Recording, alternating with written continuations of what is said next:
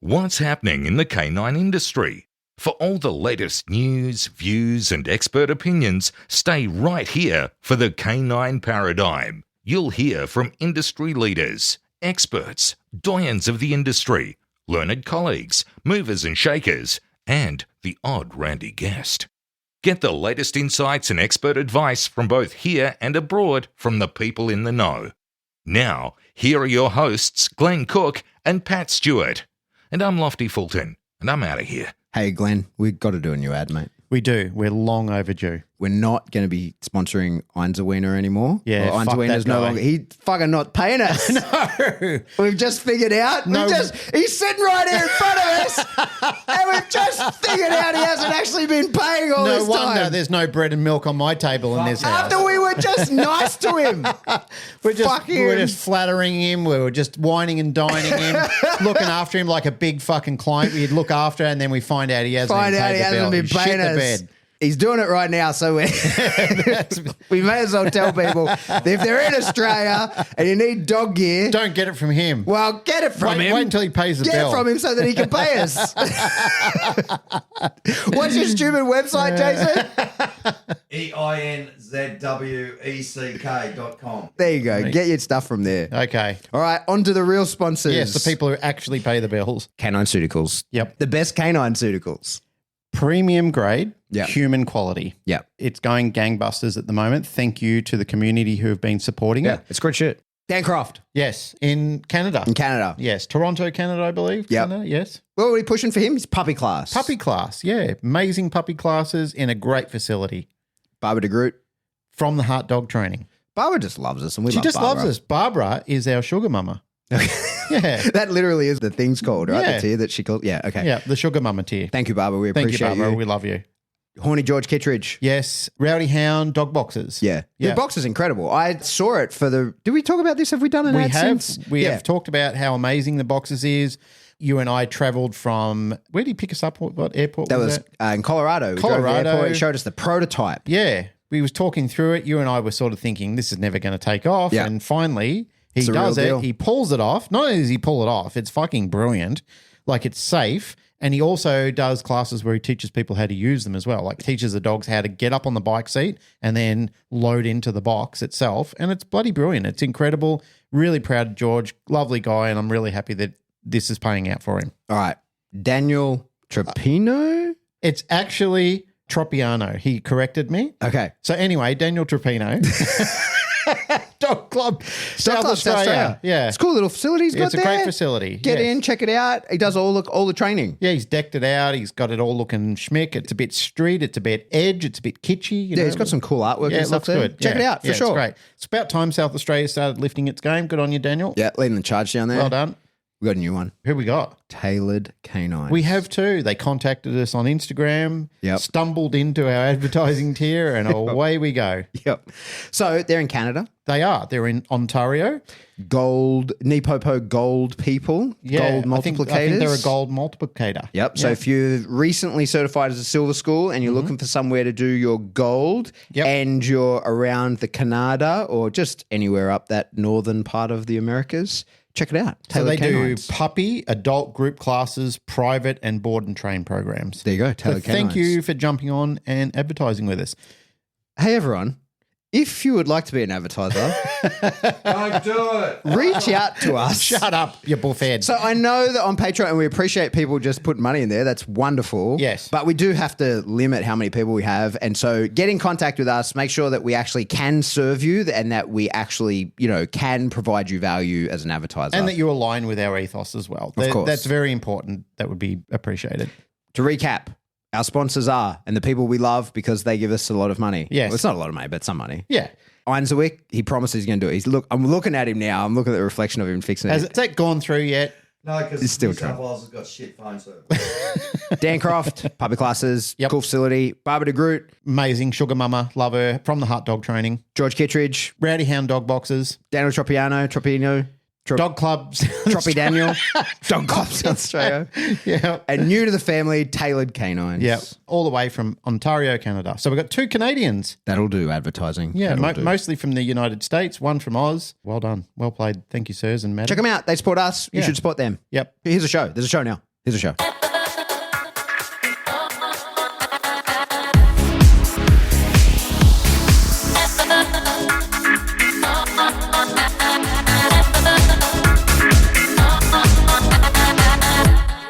Welcome back to the Canine Paradigm. I'm your host, Pat Stewart. I'm joined by my co-host, Glenn Cook. And today, we are at PSA Nationals. We're in our hotel room, and we're here with Jen Wormsley and April Hume. Hi, guys. Hi. So you guys are Crown PSA. We bumped into each other training the other day, and we've called ourselves Team Commonwealth.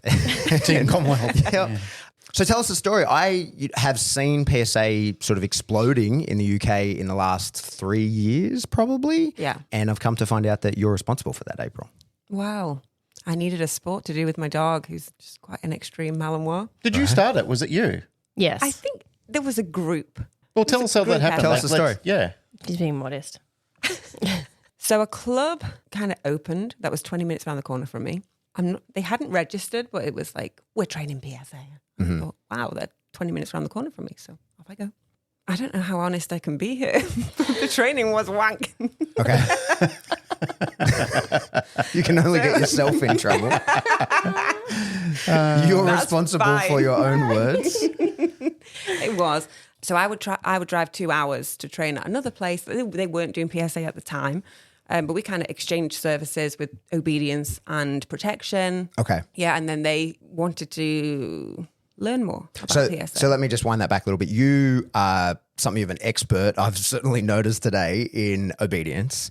Today in the level 1, you scored a 95.5. Quite impressive, impeccable routine. So you've got a long history of that. That doesn't happen quickly. Yeah. So you've been training obedience for a long while and were new to protection, right? Yeah, I would say so. Yeah, Axel's the second dog that I've done protection training with. Okay. How did you get so good at obedience? What's the backstory there? I don't really know. It's kind of just been a natural progression from a young age of just loving animals and dogs. And I've got a horse background, dressage in particular. And I think that has helped. I'm quite a creative person. I'm sure the dressage would have helped you. Yeah. There's quite a routine and a development strategy behind dressage, I'm sure. I'm not a horse person at all. Like, I actually have a real weird phobia about horses. And it came from when I was like a kid. My grandmother put me on a horse to take a picture of me, and the horse like took off and I rolled off backwards and fell on the ground. And ever since then, I've ridden horses. One of my ex-girlfriends, years and years and years when I was a younger guy, she was really into horses. I never liked it, but I always went for horse ride. I can ride. I'm fine with it. I'm just not comfortable around horses. As much as I've tried, I'm not good with them. But anyway, that's just my whole story. just to throw us down a tangent. So you're from dressage background. Yep. Yeah. And how much of a role do you think that, like the movement, the teaching of that, how much crossover is there to dogs in that? There's definitely a crossover. How I can describe that to you, I don't know. Right. It's kind of just in my brain. Sure, I get it. Yeah. Yeah. Back on track, you had the obedience skills, Yeah. married up with these guys and said, hey, let's trade here. I'll teach you guys obedience or the dog's obedience. Yeah. Or, Both. Both. Yeah. Eventually both. It was Yeah. handlers and dogs. And was that the first club in the UK? Is that sort of how it came about? Yeah. Yeah. So I got in touch with Jerry and said, we've been training. And he sent Ben over for a welcome seminar, which was a lot of fun. We're talking Ben Lipinski, right? Yeah. Yep. So what year was that? That was April last year, was it?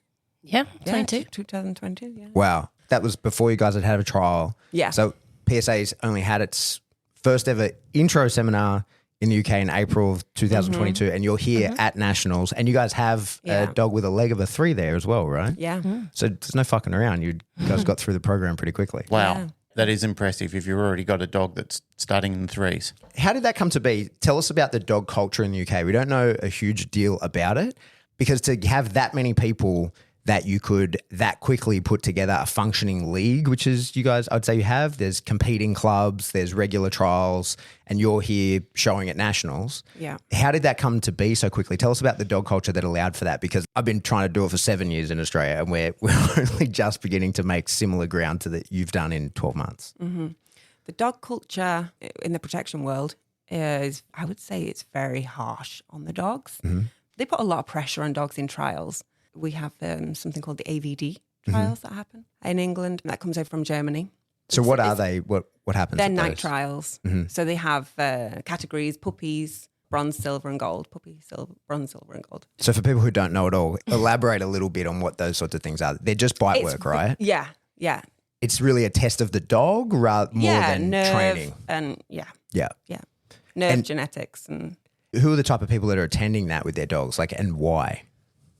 I would say a lot of security type Okay, so that's breeders. yeah. Okay, so breeders to test genetics and Yeah. security handlers Yeah. to ensure their dogs have the goods before they put themselves in a real life dangerous Yeah. situation. Yeah. Okay. They're brilliant to go and attend and watch. Mm-hmm. And yeah, it's not for the faint-hearted. Right. Okay.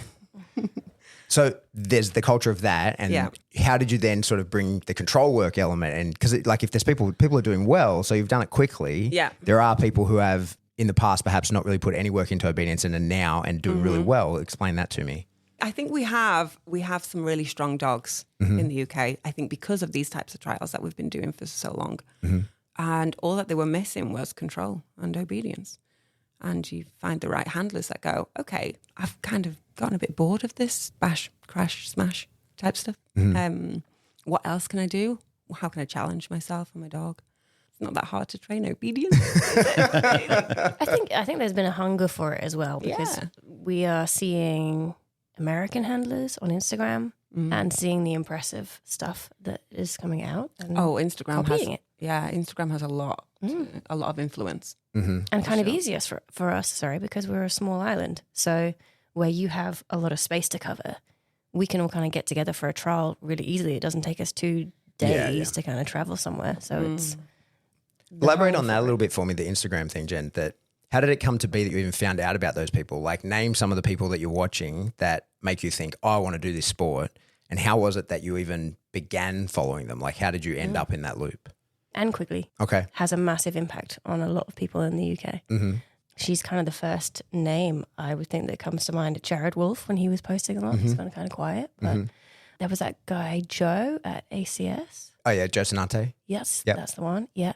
So for sure, people like him. And then I don't know, the algorithm, just like as soon as you start looking at one, it then shows you more. And certainly when we're looking at healing, I think people are looking for a very specific picture at this point. Yeah. Okay. So the names you mentioned and Jared, like they're known for incredibly precise, beautiful obedience with extremely powerful dogs. And so that's something you see those people, you go, oh my God, I want to do that. Beyond just doing it, I want to compare myself to somebody else that's also trying to do it and try and beat them? Or is it just that I want to do that? Like, was it that there's a drive for competition right away or just that you want to do it? That depends on if your name is April. I think for most they want to copy. They see that, they want it for themselves.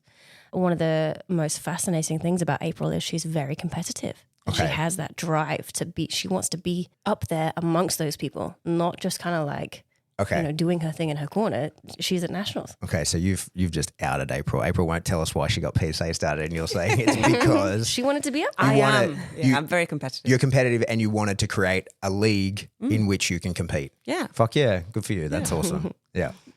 I just want to circle back to something that you were saying before where you said that obedience is quite easy. I find that's not so much the case when you're looking at competitive dogs because there's a lot of dogs, and I'm just going to talk about it without sounding egotistical or weird or anything like that because it's not coming from that place. But as a new judge's perspective, a lot of dogs that I saw in our own country, the bite work was really good. Okay. The obedience was lacking, really lacking. Some of the dogs did well. I'm not going to take away from the people who did well in obedience because they are quite learned people. They practice, they listen to their training director. One person in particular, I'm thinking, trains at our club. Pat's been drilling down on him quite hard, but he's also hard on himself and he works hard and he wants it. Probably like you, he's a very much a silent achiever, but a very good achiever at the same token. There's a lot of dogs, even through his past, before he was a club member, that he did amazing things with them, off breeds, huskies, mastiffs, those sort of things, where he just has a natural tenacity to do well with dogs. Like he doesn't just come to club and train at club. He is interested in it and very absorbed in it. So I find that for somebody like you, April, who has a natural love for it and goes away and practices and does the work, For you, obedience is easy. Like it's something that comes simple. It's like people who enjoy mathematics. Yeah. To them, maths is fun. To other people, maths is a horrible thing to do at school, and they lament any time that they actually have to do it. And I find that a lot of people are like that with obedience, where they love the bite sport aspect of it. So I've seen bite sports attract people through majority because of bite sports. They love the biting aspect of it. And the obedience is like supplementary, like, oh, this is the part of the thing that I have to do because it's the bite sport. And people out there might say, well, that's not fair. That's not really fair because, you know, I understand that it's a package, but they're still attracted to it from the bite sport. Like really the obedience for a lot of people is nowhere near as exciting as bite sports. When I see people out there in the world coming to it, and when people have contacted me and said, oh, how can I get involved in it? It's not the excitement of the obedience that they're coming for. It's the excitement of the bite work. And then they realize, and if you go into sports like IGP and so forth, then you've also got to add tracking to that as well. So there's an element there where I know even really good competitors to it, the most stressful side for them is the tracking side. But then you get people who love tracking and they say, well, I love tracking, so tracking's not really something that I'm worried about, where the majority of people will go, oh, the tracking, it's just killing me. It brings me down. I found that fascinating that you said that comment because for you, it is. Like I watched you out there. I didn't know you before this weekend. Pat said, oh, when you see April work, she's like a really schmick healer.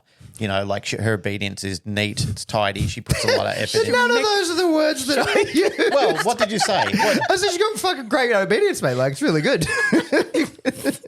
But, no, you talked it up a bit. Yeah, I said it's great. I didn't Okay. say it's schmick. Well, I said those words. That's my words, my elaboration on it. I said it's incredible healing. You got to check it out. You know how you just outed her before? Pat was Schmick. schmick. It's schmick because it's your shtick. I was like, it's really good. Yeah, it's Yeah. really good obedience. Did we Oh, drive yeah. past a place called Schmick? Schmick. Do we? You don't know that word? You don't have that word? No. Schmick means Schwab. schwab. She saw a road sign and went, Schwab! And I thought that she was telling me to turn, so we turned and we got lost. But it was not Thought it was an Schmick. interesting name for a Well, place. you guys have been adventuring around the US for 2 weeks now, right? Training. We actually just got lost. We didn't even intend to be here. Really? So tell us, like, you're here at Nationals, incredible, right? Like, baller move. Tell us about that journey, like the planning, the decision to even come. You are showing in the ones.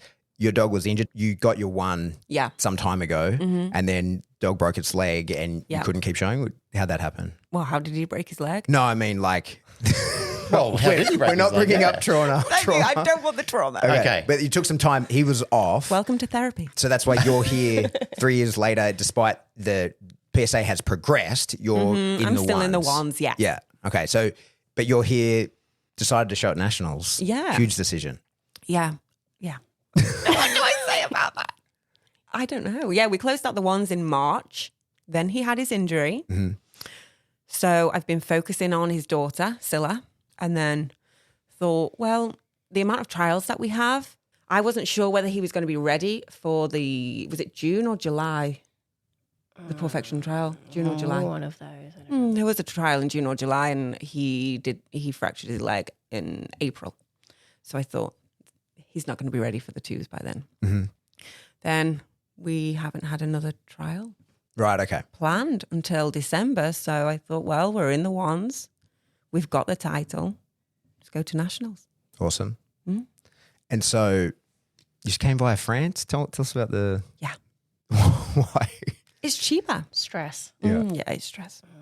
So you drove England to France, flew from there into New York, and you've been training around the US for 2 weeks, building up to Nationals. Yeah. Where have you been? We stayed with Ben Lipinski and Sierra. We trained with them, and Adrian was there. She was doing a seminar. Then we trained at Tar Heel PSA Club. Which Adrian? Adrian Harwood. Okay. Decoy Adrian. We trained at Tar Heel. I won't go into what happened at Tar Heel. You now have to go into what happened. I've never been more embarrassed. Jen, what do you call it? Secondary embarrassment? I'd had secondhand embarrassment. What happened? I was like, we should go now. I'm not saying it. Right. I'm not reliving the trauma. Is this therapy again? I'll tell you the story. Okay. Our cars are not as wide as American cars. Okay. Therefore, our leads not as don't long. need to be as long. I see. Plus, it's dark. I have a bad elbow. It sounds like your dog came out the window of a The dog came out the window. There is a decoy there, very talented guy who has, I'm not sure, we were told he is blind, but I think he just has like partial sight. I don't know. He's registered blind. He's registered blind. Yeah. Okay. Anyway, she just lets her dog out the window. Doesn't seem to entirely care. I don't know. His arse Send sends it. it out the window, lets go of the lead, and sends the dog at blind man in the dark. They didn't laugh. She laughed. Okay. Yeah. You didn't laugh either.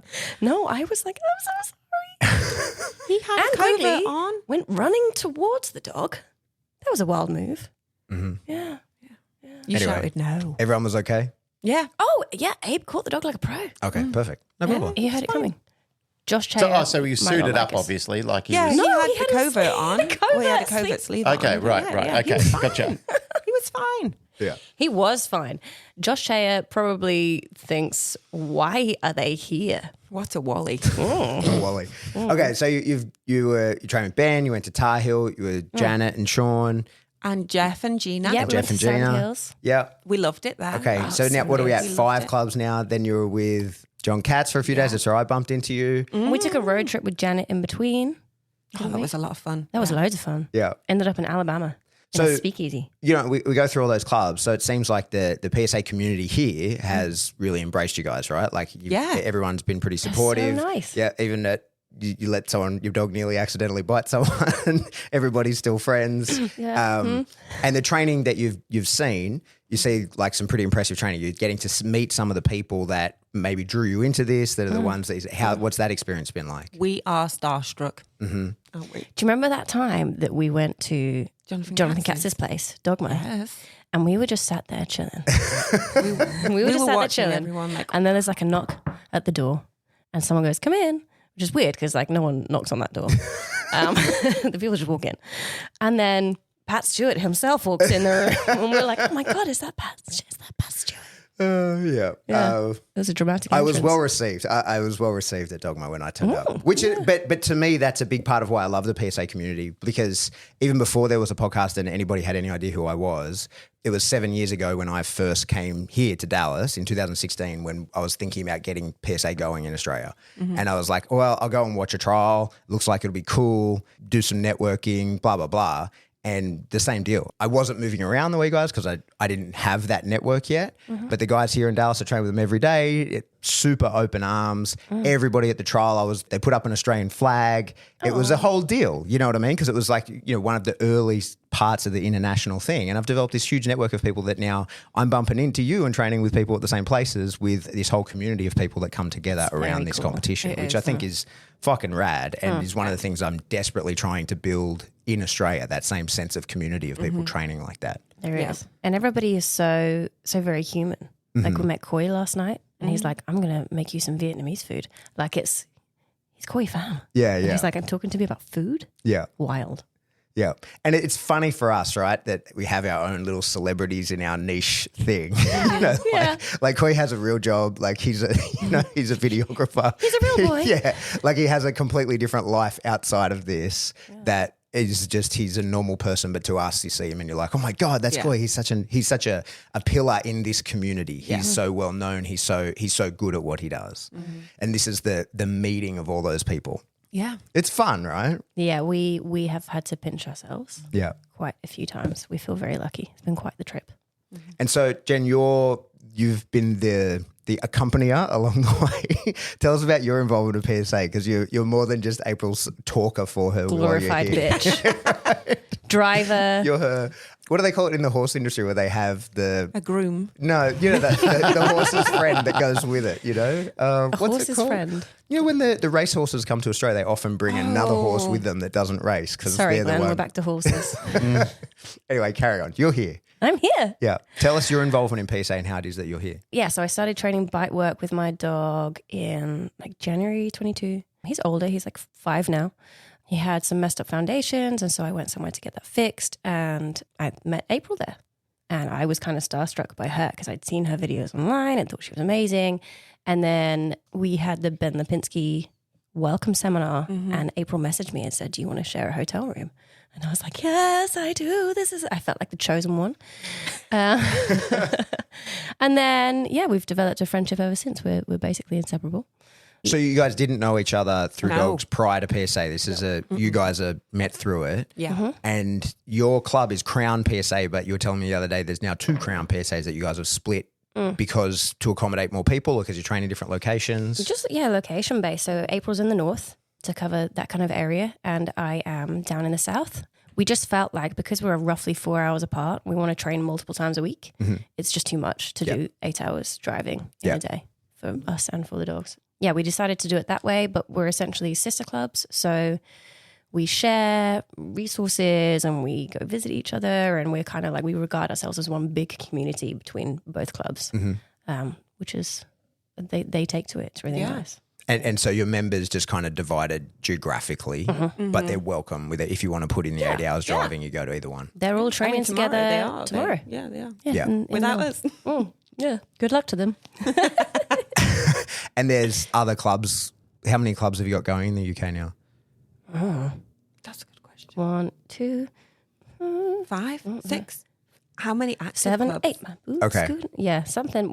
It's growing. Someone just started a club who we haven't heard of, which is really awesome, exciting yeah. for us because so far, I mean, April's kind of had to really push and grow, and we've known everybody. It's a very small community, but it's getting to that point where it's kind of growing bigger and bigger. It's great. So sorry, I cut you off. Back to you. You were obedience trainer or you're a dog trainer for a Pet dog trainer. Pet dog trainer, yeah. Yeah. And you had a Mally Yeah. for a while that you just were training yourself, not for a particular purpose, just for the training's sake. Yeah, so my boyfriend was like, let's get one of these, and brought home a Belgian Malinois, and that was a problem. And then it was a problem that I had to fix. Yeah. He's very reactive. He's a lot of dog. He's Okay. very intense. So like imagine Axel's intensity in a problematic pet dog. It's not fun. So a lot of my time was spent fixing him, but I always wanted to give him that outlet, and I always loved PSA because I feel like for me, compared to some of the other bite work sports, it's very realistic. Like the carjacking scenario. Kind of liked that sort of personal protection vibe, but the control as well and the obedience. So as soon as it started, I was very excited about that. And with him, with my older dog, I kind of used him as a bit of a test to see how far he could go. And then I've got myself a younger dog now as my sports dog that I really want to take seriously. But he's closed as level 1, which I was surprised when he got his PDC. So he's done really well. We'll see where we can take him. Okay. But the younger one is the one that I'm really Okay, excited that's about. the PSA dog. That's Yeah. the one you've started. Yeah. Okay. Yeah. Yeah. And then you're still training. Like, have you guys sort of commercialized the idea of the way that you train, or is that just this is strictly a hobby? Are you now like, you know, because of your involvement in PSA, are you training more higher end obedience as a job? Has it changed your life in that way, or is it remains a hobby? I keep them separate because PSA is my therapy. Okay. Yeah. Yeah. So pet dogs is like work. And then if I want to blow off steam, I get out one of my dogs and I train PSA. I do obedience and it clears my head. Yeah. Perfect. And I go to club and that's like my day off. Yeah. I think that's one of the important things for a lot of, like, it's what I find myself encouraging heaps of dog trainers. You end up eventually doing the same pet dog thing over and over, and many people within 2 years start resenting dogs. And I think that a lot of dog trainers have a really, certainly I was guilty of this when I first left the army and was training a lot of pet dogs, having a really warped view of what a dog ownership is, because you only see the bad handlers, right? Right. They're the people who have fucked up their dog. I remember people asking like what breed of dog they should get, and I was like, cat. Like, you, like, Yeah. because you just see stuffed problematic dog after problematic dog. I think for longevity of trainers, like I try and encourage people to get into a sport, even if it's not a protection sport or something, but like a place where you go where dogs are awesome. You know what I mean? And you're not dealing in the reactive dogs, because a lot of dog trainers have reactive dogs because that's how they got into it. And then you're in the community of all dogs are reactive and everybody has to walk on eggshells around it. That's one of the things that's awesome here. You look at like all these bomb-proof dogs that people are walking up, because we don't get, this is not a thing. I don't know about in the UK, but like having dogs in a hotel like this, the way that everybody does at nationals, in Australia, that is not a thing. Like Really? that. Oh, no way. No way. okay. To find a hotel where you could host an event like this, where people could just bring all the dogs in, like that would be, I can't think of anywhere, Glenn. Can you think of anywhere that would do that? Dogs are now more included in cafes and hotels than ever before, but Yeah. not working dogs, like you said. Like Yeah. we've tried to pull things off, and I've been involved in other industry-related things where the hotels, as soon as we find out we're going to do anything with dogs, well, hosting Michael Ellis, for argument's sake. Yeah. Because there were so many interested people in coming along to that seminar, it sold out in 24 hours. It was the fastest selling seminar we've ever hosted before. And I rang around to other events because I thought, well, more people want to come. I was getting pressure from people, and I thought, okay, well, I'll open it up as much as I possibly can. And I rang around to places and, oh, yeah, certainly, sir. We can accommodate you. No worries. What's the event for? It's for dogs. I need 10 dogs there. Oh, no, I'm sorry.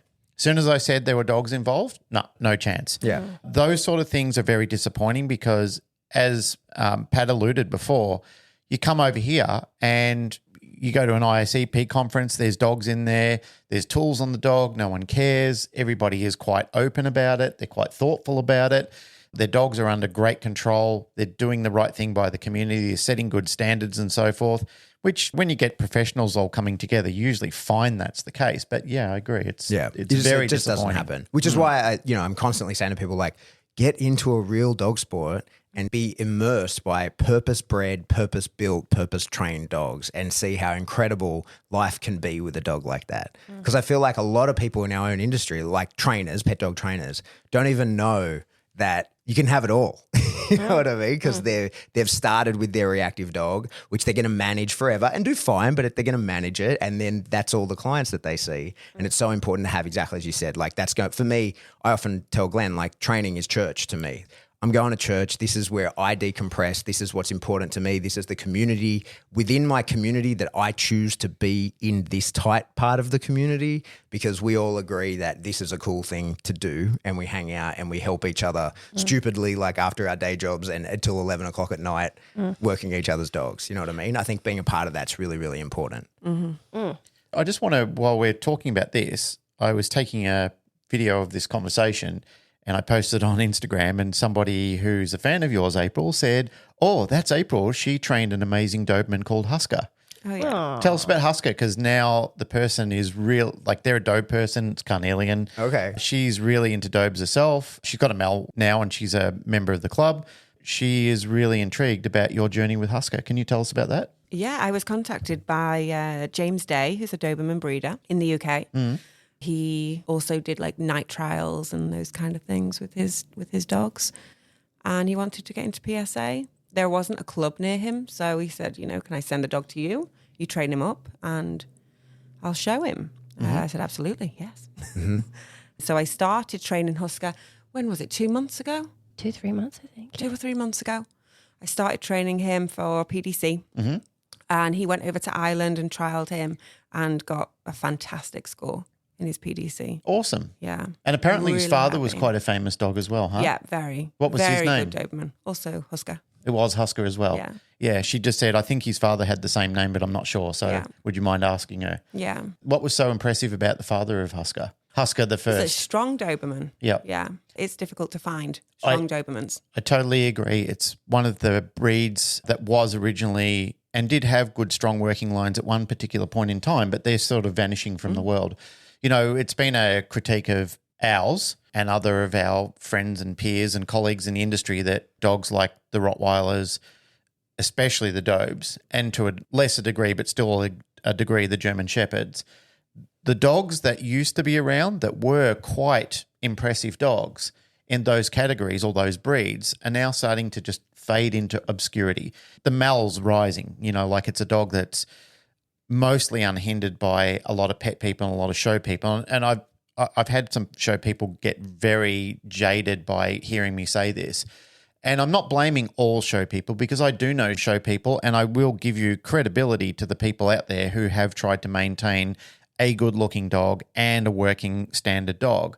But there's so many of them that don't. All they're trying to do is produce something that looks very pretty and will win those ribbons and the little tin cups at the chance to destroy an entire bloodline of dog that is gone forever. And maybe that dog is no use to the world anymore. I'm not sure. But some people who have written to me saying, Glenn, I think you're missing the point. There's so many issues with dangerous dogs these days. You guys are talking about producing those type of dogs. No, we're not. What we're talking about producing is a solid temperament, strong, courageous type of dog. You're missing the point. Like people who send things like that to me, they're missing the point. Would you agree with that, or do you think that that's off tangent? No, absolutely, I agree. It's hard to find a good working Doberman now. We have a lot of imports in the UK. And what are they like? They can be very nervy. Unpredictable, Yeah. dangerous. Yeah. Yeah. How do you think that came from? You know, we were talking the other day about an edge of nerve allows the dog to see the world in more detail, allows for more precise obedience, that kind of stuff. What do you think happened there? Like, why are most Dobermans nervy? Where did that come from? And what do you think someone put too much into? Or do you think it was just that no one cared and as they were going towards show? Or was it that, you know, like you get sometimes traits are tied together and it's not necessarily obvious. So do you think it was like, is there a phenotype of Doberman that you think was chased and that led to a more nervy dog? Is there a dog that can go back to? Is there an understanding of that in Dobermans? You don't know? I don't know. Yeah. I'm I not. wonder. Yeah. Because you can't get straight answers from the people who are in it. I mean, the Doberman is the only dog that was bred for protection. Yep. Yeah. So, Yeah, exactly. Yeah. Absolutely. It was purpose bred. What challenges did you face chasing that Doberman, like that was different? Because people talk that they are different in many ways. And every time that I've been accused of, like when I say, I don't like working Dobermans, like, it's because you don't know how. And I'm like, listen, Yeah. I know there's differences, but dogs are still dogs. I certainly had to push through his like resilience barrier. But once he understood the game and keep pushing, he's a really lovely dog to work. There hasn't been that many challenges other than just that first resilience barrier where he's kind of getting to know me, and like his obedience that James had done with him prior to him coming to me was just luring. That's all he'd done, luring with food on the nose. So yeah, he had to use his brain a lot because, as you know, I don't really do that much luring. I didn't start with luring with him. It was straight up, this is how I do it. And he got the hang of it really quickly. He's a nice dog to work and to live with. He's a really lovely dog. Yeah, okay. So he was fine out of drive. He was stable. Yeah, okay. That's a he's treat. He is a lovely dog. That's his second Doberman that I've had from James. The first one was just for like personal protection training to go into a family house. And that was a really nice dog as well. So he got his PDC. Now what? What's the future for this dog? So when I go back to England, I go back home, Husker will be at my house. He's dropping him off. And I'm going to start training him for the ones. Wasn't there a Doberman in last year's Nationals that won the twos? Yeah. Yeah. And she's here. She was in the threes. Fantastic. Yeah. Oh, I can't wait to see that. Yeah. Yeah. Yeah. Anubis is a dog's name. Yeah. I know, and I've received some funky feedback from this before because I like when off-breeds do stuff, you know, like it's interesting to me to see an off-breed do well in a trial. I have utmost respect for all people who do well in trials. I think there are some males out there who are amazing. They're built for this. Like they're amazing. They're going to always do well at this type of sport because that's the type of dog that fits the mold in this type of sport.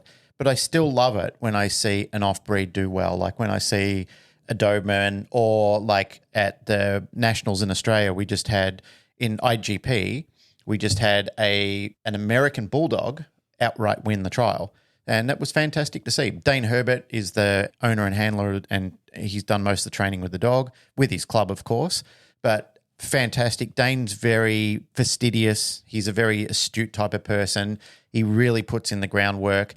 And it was amazing. You know, like he deserved to get it. The dog was a little slower with some of the exercises than some other dogs, but the dog was still precise nonetheless. And it was fantastic to see. I was sitting in the bleachers watching the dog. I've known Dane since he first got into the sport. I actually inducted him into Schutzen when I was the helper down there. He came over to me, he goes, do you remember the day that I came down the club and, you know, like I started training with your club? I said, distinctly. And I said, but look how far you've come, man. Like you're doing amazing. I can't believe you've done this with an off-breed and you've done it so well. And I really think that's cool when I see people doing well and wanting to do it with these off-breeds. It's not that all of these off-breeds will do well. Like some people come in and they're very brokenhearted because their dog's just, the standard is not there in the dog anymore. The bloodline doesn't really exist. It's thinned out so much. So I'm not saying to people just because you've got an off-breed that your dog is going to be suitable for the sport and it's going to be fantastic and it's going to work out so well, because it probably may not because of that thinness that's now existing. And really, if you want to do amazing at these sports, if you really want to do well and you want to see a future in it, you are better off getting a dog like a Malinois or something like that has the genetics for, especially for PSA or IGP, because I don't know anywhere near as much as about Mal's as Pat does, but there's still variances in the dogs that do well in the PSA side of things and the IGP side of things. Hey, April and Jen, I've seen you train, April, because you have your dog here, and Jen, you don't. So, but question to both of you. You're a very accomplished trainer, right? You have a strong method. You're well known. We've talked about the successes that you've had. Yep. You know what you're doing. You've come here to fucking do well, I can tell, and you are. But in the couple of weeks you've been here, you've been training with a bunch of people. What have you seen that you go like, oh, I'm going to put that in the Rolodex of things? Because that, to me, is the reason I love coming to this kind of shit and training with people prior to nationals, because I learn tons just by the little tricks that I see people do that I didn't know about. Yeah. What did you see? Definitely the punishment event, Pat. Well, he's not allowed to talk about that. Subject. I'm definitely not baiting you to talk about me. I'm genuinely curious if you've seen anything else anyway. Yeah. I mean, I've seen a lot of inspiring work and teams, and that's been great. As far as what have I learned, honestly, the punishment event is kind of the biggest thing that I've thought, okay, this is what I need to change Yeah, okay. and improve. Yeah. So just the difference in sort of understanding. That is kind of like, to me at the moment, that is the sort of rampage that I'm on is, it's the hill I've decided to die on, is really educating people on helping them use pressure in a way where the dog understands the difference between, am I doing something or am I stopping something? And really clarifying that to the dog and doing that in a way that is straight communication, not like forcing the dog to give up, but actually saying to the dog like, hey, that's the wrong path, man. Go down this one, not versus be afraid of doing that thing so that you do this other thing instead. Well, it's cool that you liked learning that.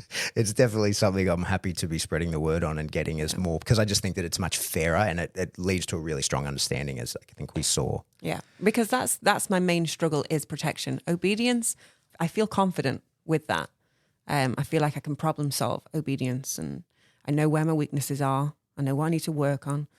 I know I've got to work on the bad things I'm not good at. I'm very aware of that. Protection, it's not my forte. So that's where I'm more inspired. So when you say that, because your dog's a killer. Yeah. So you've had people who really can build a dog, or the dog is incredible by himself, or a combination of both. I've had some fantastic decoys. Yeah, okay. Help So build that dog. Yeah. So you have some really good decoys. And that was prior to PSA ever being a thing, just because of the dog community. You guys have got a flush for people who really know how to build a dog. The kind of trials that we have been doing in the UK and that we still do in the UK require strong dogs. You destroy the dogs that aren't, they're not going to make it through. And obviously the competitiveness makes people want the stronger dogs. So that's what we breed for.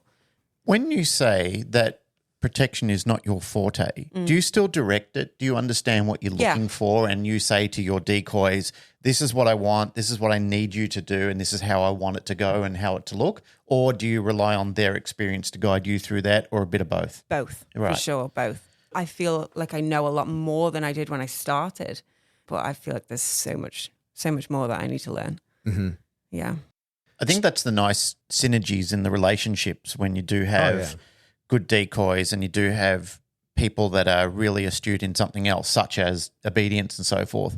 And that's how clubs should operate. I mean, it's like a successful village where everybody has a skill set, but they all come together and somebody says, well, you're the fisherman in the village and you're the cook and you're the thatcher who builds the roofs on the huts and so forth. So I'm going to go out, catch the fish, I'm going to cook them, you're going to build the houses, and that's how it's all going to come together, and that's how the village thrives. And that's how a good club should operate as well. Like, everybody needs to know what their job is and not be egotistical about it and come down there and piss and moan about, oh, I didn't get a go or I didn't get to do this. What they need to understand is, all right, so this dog is not ready for trial yet, but this dog is. You know, it's like most people who prepare fighters. There's people that will come down the gym and just punch bags, and there's other people who are actually going to go on and help the person who owns the gym actually make some money out of their time because they're ready to be title fighters.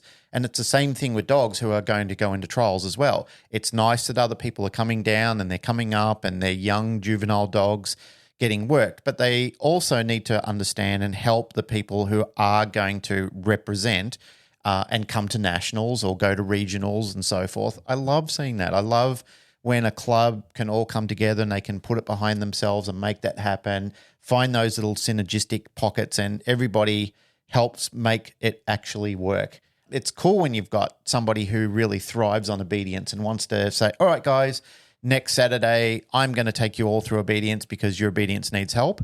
And the weekend after that, or on one of the weeknights we go training, the decoys are going to take you and they're going to start priming you up for doing the carjacking scenario or whatever it needs to be helped in. It's pretty cool. Yeah. I mean, as a club, we also travel around to different, not necessarily PSA clubs, but other protection clubs, I guess they are. Yep. Like maybe they do KMPV or they do the street trials and the night trials. So they have fantastic decoys that know how to build dogs, and they'll see holes that maybe we potentially don't see. So I think that's one of the really cool things about sports, like, because there's no money and there's no prize money, right? So like everybody's just kind of helping everybody. It's not like anybody's getting rich off of it beyond a decoy might charge per hour or something like that. But take, for example, your dog's guard. A fucking really good decoy built that guard. Like, you are involved in it for sure, but you can't teach that. A decoy has to help you build that, and they have to be proficient and know what they're doing. So it becomes a team sport in that way. Would you agree? you mean my out guard? Yeah. You know how many poor men had to help me with that? Really? Because it's incredible. Like, it's so tight and it's terrifying. And my dog will bite anywhere. Yeah. That's a lot of work to get to that point. A lot of people have to be on the receiving end of those teeth to build that guard like that. Yeah. Yeah, I mean, I first taught it just on myself and then transferred it over to a decoy. Yeah, I've got some cool videos I bet. to see that transaction, that transition from me to the decoy. Yeah. And you need a willing, like, you need someone that's like, all right, Yeah. let's see how this goes. I'm really lucky that I've got some brave decoys that have helped me Yeah. with him and helped me see sort of a vision that I wanted, because I can be quite particular. Your dog, we mentioned his name before, Axel. He's a very, very intense dog. He's a lot. Yeah. Obviously you wanted that. Yeah. At what age were you able to discern that? How old was he when you got him? So Axel came over from Hungary at about, I think he was like 12 weeks old when he came over. And I was training at a club that just did like security dog training. And he'd imported 2 dogs over, one for him, one for one of the other members. I had my first protection dog that I was just dabbling with and learning. I did kennel club obedience with my first dog. I suppose I was thinking about getting a Malinois, and the trainer imported these 2 dogs over, and I just fell in love with Axel. From 12 weeks old, I would get him out of the trainer's car and he'd be decoying and I'd be handling him. And once he got to like 4 months old, I bought him. All right. Yeah. He was like a fully grown dog by 5 months old. Okay. One of those. Yeah. And I was like, I want that dog. And that they were cool with that in the business. That was all. And he's yours ever since. There's quite a few stories like that. Like, that's very similar to Ben Lipinski and Fury was training the dog for someone else and was just like, no, this is my dog. Yeah. Yeah. That was me and Randy. Yeah. Randy was Dave's dog. Oh, really? Yeah. Yeah. Dave asked me to buy the dog for him. He asked me to handle and train him. And after a while, he looked at it, he goes, you really love that dog, don't you? And I said, yeah, I really do. And he goes, oh, I can't separate you two. That would be cruel. Yeah. And he just gave me the dog. So that was Dave's my boss. And he's also like my best friend and like a brother to me. And he said to me, oh, would you mind buying the dog? And I said, yeah, I'll do it. And I rang the breeder and did it. And a year went by, I trained it, and he used to come down and say, oh, I'm so happy with him. And then he just realized that it would be cruel to take him off me, because I kind of thought, oh, I'm prepared to do it, but it's going to break my heart doing it, like handing him to him and all the potential the dog had. And he gave him to me, and it was a great relationship I have with my dog. So I understand that. I think that's really cool when that happens. Funny story.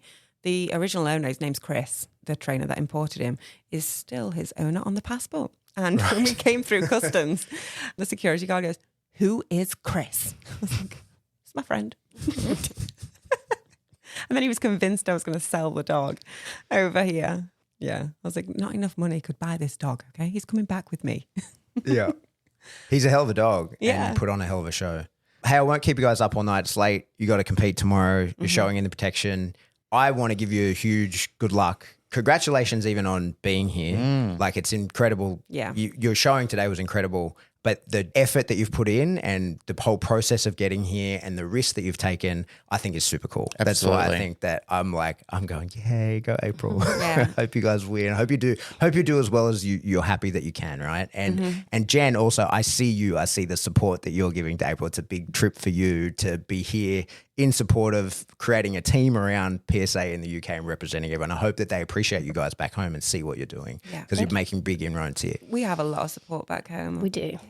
We've got fans all around the world. You've got people in Australia who think that you're pretty incredible. So, Really? yes, really. I mean, Doberman people. As I said, I had people reaching out to me while we were doing the podcast saying, Yeah. oh my God, that's April. So that It's was fantastic. Yeah, I didn't even know about Husker. They're the ones that told me about it. So there you go. I just feel like I'm walking on clouds. I don't know. Yeah. Well, So- keep doing what you're doing. Thank you. For people who might want to get in touch with you, if you want people to get in touch with you in any way, give your Instagrams at least. People will find you anyway. Yeah, I'm just me, April.Hume Yeah. on Instagram. Yeah. Jen, Red the Mally. you're Red the Mally. And That's you. You're Red the Mally. That's me. I'm a dog. and Crown PSA. Crown PSA. Yeah. We're doing a thing, right? I'm doing a Zoom call for you guys. Yeah, I was going to Plug bring it that. up, but I don't know when you'll. Oh, and this will be out Process. at some point. Hopefully. When are we Great. doing that? That's within a couple of weeks, right? This will be out before that. Yeah. So I So should check. But soon we are going to be hosting Pat on something we have named the Zoom sessions, which is where, because we live on an island and we don't have access to knowledgeable people all the time, we have invited some very incredible people to do essentially a Zoom kind of like a seminar, but like for an hour. So we have 6 working spots, we're calling them, where you get to ask a question, essentially have a 10-minute conversation with someone you wouldn't otherwise have access to via Zoom. And then we also have audit spots where people can listen in and learn. So, we So are it's a hosting big, you. big Zoom call. And you've done it with Jerry. You've done it with Ben already. Doing it with Janet, or has she done it already? Yes, we're doing it with Janet next. So that is going to be on the 14th of November. 14th of November. And then we have you on the 28th of November. Yeah, okay. So I'm 28th of November. I'm going to be I've got doing like a whole AV Using us. production. I'm using you as a warm up for Everybody's going to be so overwhelmed by the it's going difference. to be ridiculous.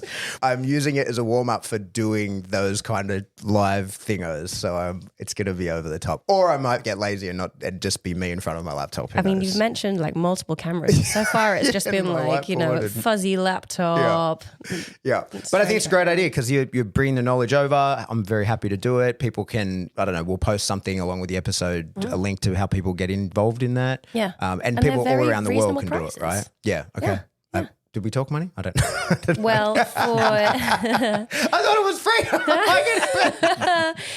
for people to sign up, it's very reasonable. Okay. How much is it? £25 for a working spot and £20 for an audit spot. Yeah. Oh, sweet. that's cheap. Yeah. It's really Yeah, that's reasonable really to cheap. get Yeah, it's great. access to these Yep. incredible people. Yep. And people are already very excited about yours. So, Oh, cool. yeah, it's going to be great. All right. Wonderful. Well, thanks for doing it, guys. I appreciate you. Good luck tomorrow. Thank you for Thank having us. you. All right, that's it for another episode of Canon Paradigm. As always, if you like what you hear, like, rate, share, subscribe. Do that through whatever subscription service you download us from, and then go to another one, and then do it there as well. This is the fast forward version again. Gotta get to it. If you want to support the show, jump into Patreon. There's a giant backlog of information in there. We do live streams once a month. There's all kinds of shit in there. It turns out you can give as much money as you like. You can give as much. That would be great. You could give it like you're allowed. No one stops you. You're Like allowed if you to give just us want as to much. empty a bank account or Yeah. like stick somebody up or Yeah. whatever. You can give us as much as you like. Do no it. one stops you. Yeah. It's a cashless and- society. Just keep Bitcoining us. Yeah, buy our t-shirts. Yeah. Get them. Do that. Yeah. I put the link up. It's ridiculous that people don't know who we are now and keep asking about merch. And if you want to get in contact with us, jump into the Facebook discussion group. It's Canon Paradigm discussion group. Don't be a dickhead to anyone in there. Where it's one of the last places in Facebook where that's Yeah, still the case. absolutely. Or you can shoot us an email. We are info@thecanonparadigm.com. I love you. Goodbye.